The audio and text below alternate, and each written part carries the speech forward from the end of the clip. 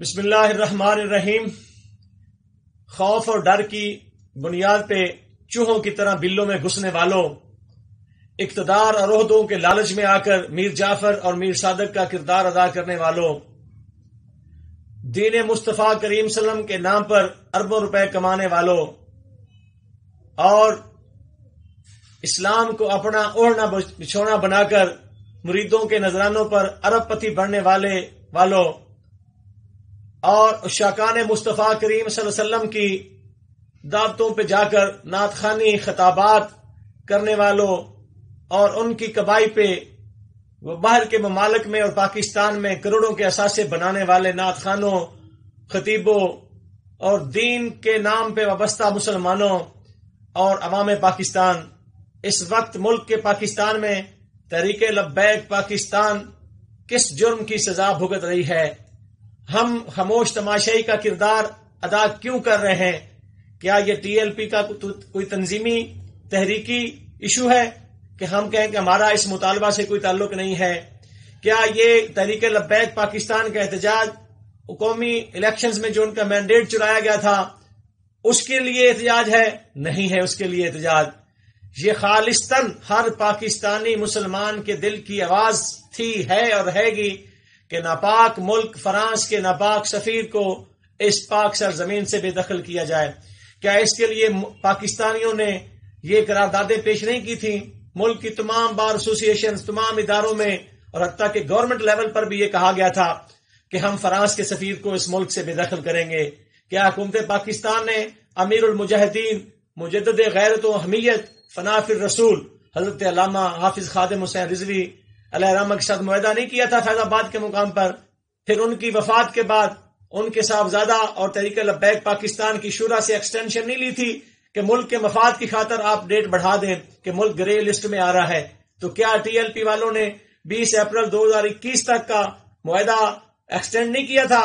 تو اب حکومت خود ہی اس معاہدہ سے انحراف کر چکی ہے، اس معاہدہ کو انہوں نے توڑ دیا ہے۔ اور 12 اپریل کو جب امیر ٹی ایل پی حافظ سعد حسین رضوی صاحب جنازہ پڑھا کر لاہور میں کسی مقام سے واپس آ رہے تھے تو ایلیٹ فورسز اور ایس پی کی سربراہی میں ان کو گرفتار کر لیا گیا۔ تو کیا یہ حکومت پاکستان نے باعزتی نہیں کی؟ لا دین لمن لا عہد لہ۔ اب حکومت پاکستان اس مؤثر آواز کو کمزور کرنا چاہتی ہے، دبانا چاہتی ہے، اور ہم گھروں میں بیٹھے ہوئے ہیں۔ بے شک ٹی ایل پی کے ساتھ ہمارا تعلق نہیں ہے، لیکن یہ ٹی ایل پی کا کوئی ذاتی ایشو ہے؟ یہ ہم سب مسلمانوں کا ایشو ہے۔ یہ پاکستان میں بسنے والے بچوں، بوڑھوں، جوانوں، عورتوں، بچیوں، بیٹیوں، بھائیوں سب کے دل کی آواز ہے کہ فرانس کے سفیر کو اس ملک سے بے دخل کیا جائے۔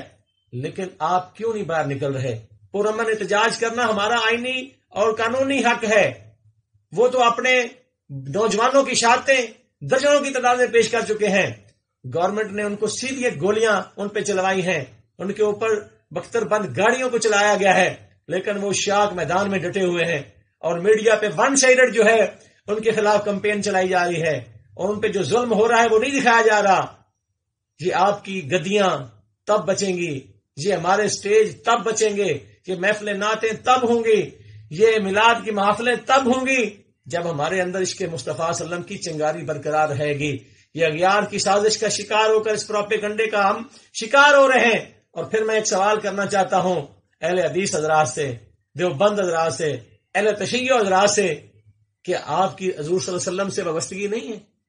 کہ آپ یہ دعویٰ نہیں کرتے کہ ہم غلامان رسول ہیں؟ کہ آپ کا یہ دعویٰ نہیں ہے کہ فرانس کے سفیر کو اس ملک سے بے دخل کیا جائے؟ پرامن طریقے سے ہی احتجاج کر لیں، احتجاج کرنا ہمارا حق ہے۔ اگر آج خدا نخواستہ یہ آواز دب گئی تو فرانس کا سفیر کبھی بھی اس ملک سے بے دخل نہیں ہو سکے گا۔ ہاں، دوسری بات میں یہ کہنا چاہتا ہوں درباری ملاؤں کو اور خوشامدی پیروں کو جو دن رات حکومت کے چرنوں میں بیٹھے ہوتے ہیں، اگر آپ کوئی کردار ادا کر سکتے ہیں تو آپ ہی کر لیں۔